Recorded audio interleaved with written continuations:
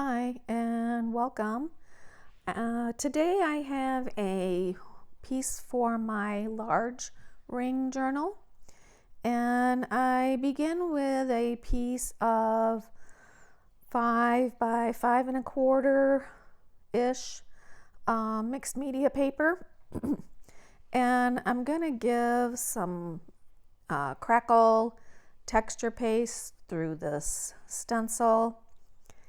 And this is one that I actually purchased this pattern from Etsy and cut it out on my Cricut. I've done a lot of things with this design in my home and in my art, but it's one of my favorites, kind of boho. So I'm just taking my spatula and spreading it on as you would peanut butter, keeping it as thin as the stencil. And I don't want to do the whole page. I just want to do the upper right portion of the page. And I'm careful not to scrape too much that I'm scraping it off, but I want to get it all the little crevices filled, and this stencil has a lot of crevices. And then I pull it straight up, and I'm going to do a little bit of cleanup on the page. So I seal my little pot of crackle paste to prevent from drying.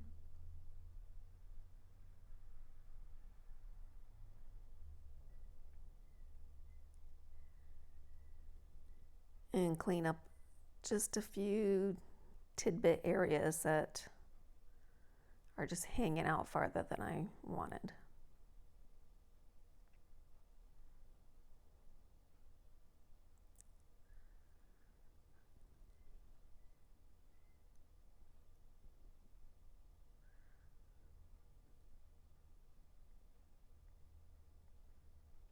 Now I let it dry overnight.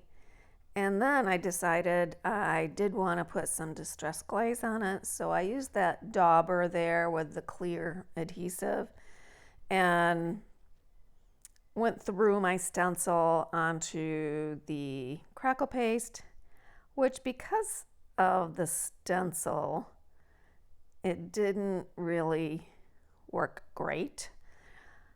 So I then used some collage medium and just kind of paint on some of the areas that I want to try to reapply the distress glaze, the embossing glaze. Now the color I'm using is cracked pistachio, and I don't want it to look like it's this perfect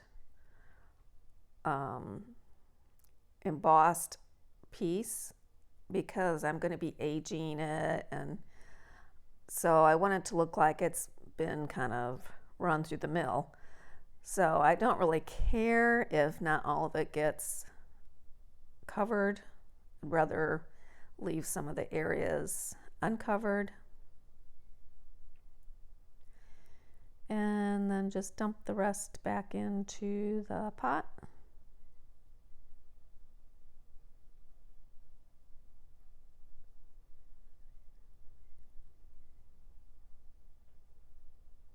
And then I get my embossing gun out and emboss that glaze.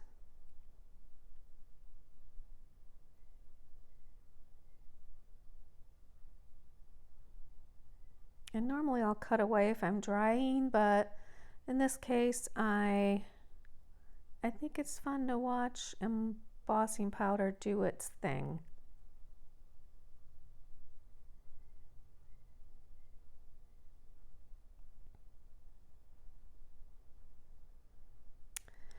And next I'm going to be adding some Distress Oxide and some Distress Ink sprays. And the Oxide is cracked pistachio, and the ink is salvaged patina. And in some areas I try to meld them together, but I definitely wanted some of them to have their own color. I wanted to see cracked pistachio and I wanted to see salvaged patina, but they could mingle in areas too.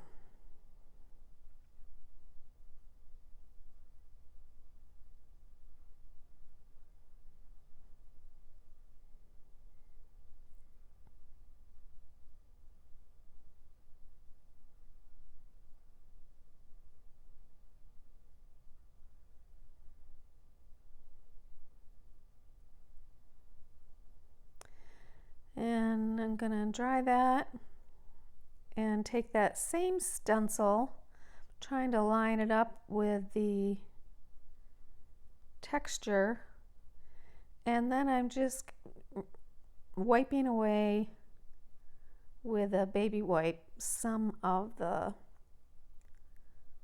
ink,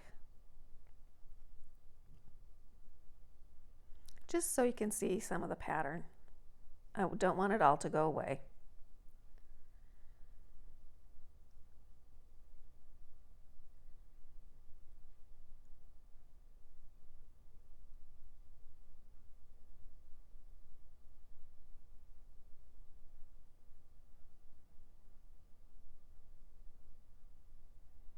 It's kind of a reverse effect of the crackle paste.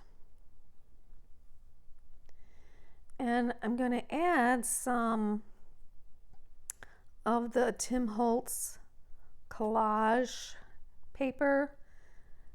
This is, oh gosh, I'm not even sure what the name of this one is. It'll be down in the description. But so I just go around it with some water on a paintbrush and then just kind of rip it out carefully. And you don't want to put a whole lot of water because you want to retain some control of it, but this gives you not a hard edge, and so you got a soft edge that is more apt to just disappear on your page. I'm just going to go there in the lower left, and I'm going to add a couple other pieces from the same collage paper.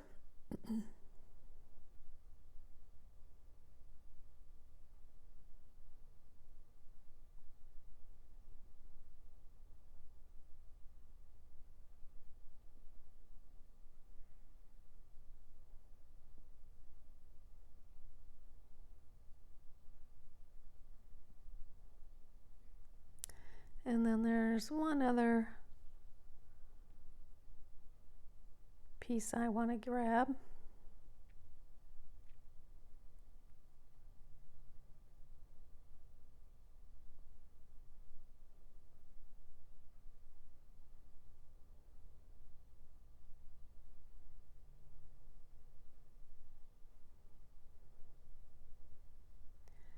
And I'm going to just stick that number in the upper left corner.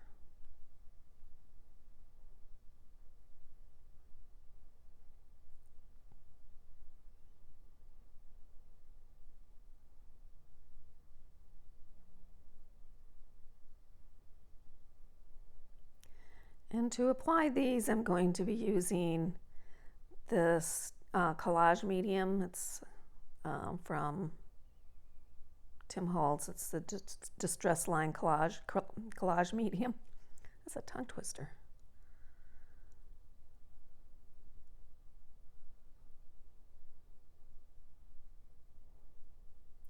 And sometimes it's tricky, for me anyways.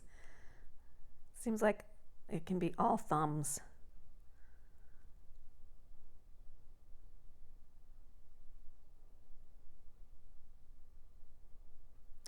I try to work my way out from the middle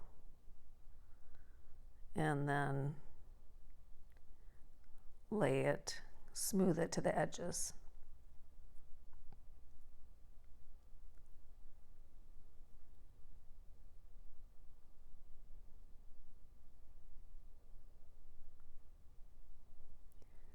I'm just trying to eyeball how much collage medium I need to apply.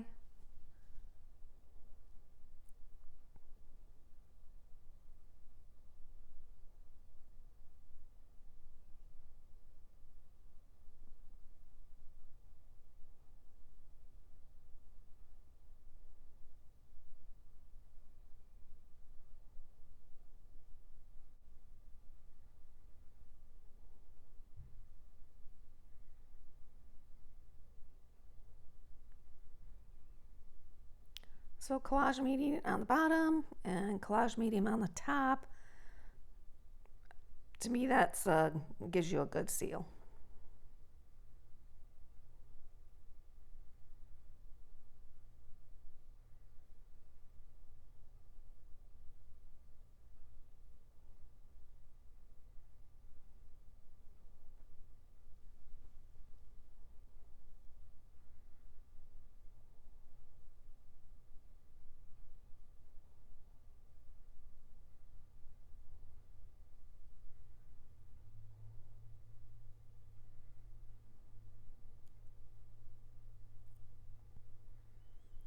And I'm just taking my catalyst and smoothing it and removing any excess collage medium.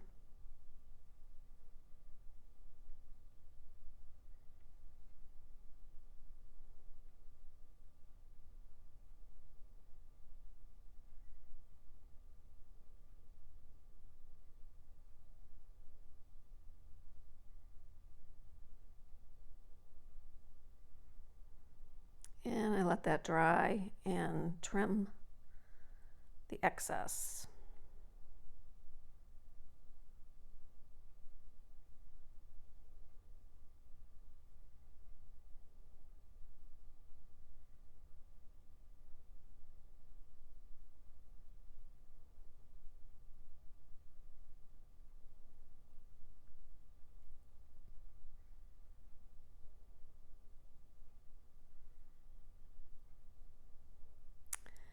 And I wanted to add something, and I wanted it to be scientific looking. And so I grabbed my white Posca Paint Pen, and I used white so it wouldn't stand out like really strong. I wanted the butterfly to stand out. But I'm drying that portion of it, and then I'm going to use a ruler and make the lines going through it like it's reaching the center, and almost look like it was done with a protractor measuring wingspan. That was really the look I was going for. Someone trying to measure the wingspan of this butterfly.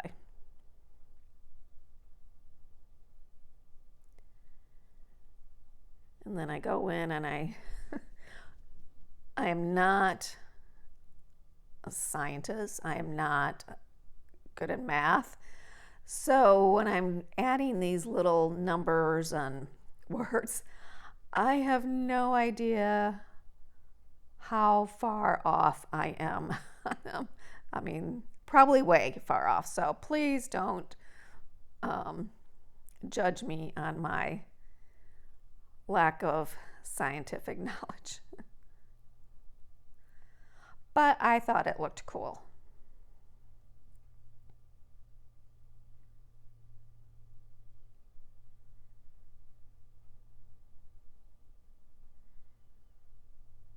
And it's kind of subtly back there, so you have to look at it a couple times to actually see it. And then I'm taking a Stampers Anonymous stamp, and I'm not sure which, again, I'll list the stamp that this is from. It's one of these ones that's got a bunch of different numbers and things like that on it. I love this stamp set. I use it all the time.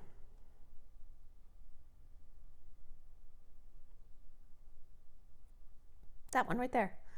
I'll list the number, I'll list the name of it. The other stamp I use on that is this little round circle, and it's got a number in the center, and then it's got numbers around it. And to me, it looked like to use it, you would be punching one of those numbers out. Like, oh yeah, we did it on this number, and so I'm punching that number out. So that's what I did. I took my very small hole punch, and I still wanted to see portion of the number, and then punched out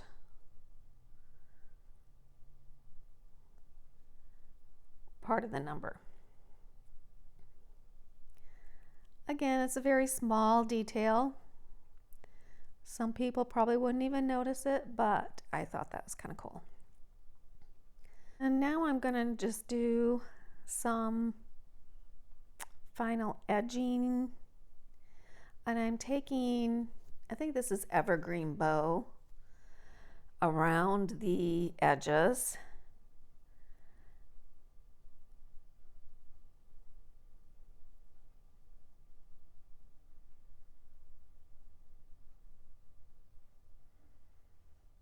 Is it bow or bough? Evergreen bough, I would think.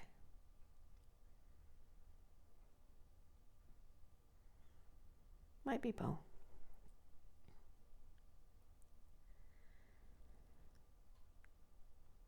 And I liked that, and I like it, but I felt I needed a little more because I want to have it look like this has been in the lab book for ages and someone just found it. So then I'm taking rusty hinge and just going around some of the edges.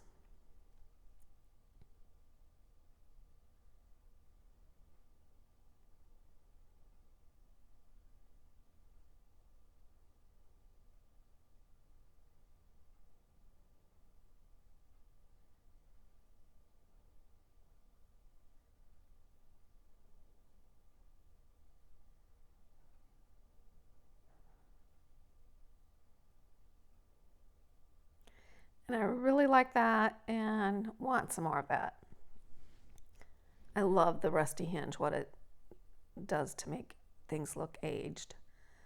So here I'm just taking an old paintbrush and doing some spatters of the rusty hinge.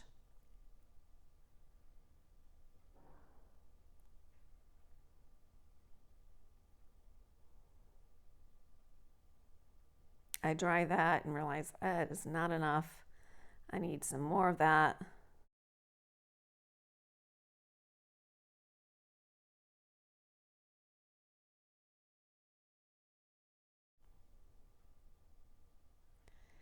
And then still I need more of that.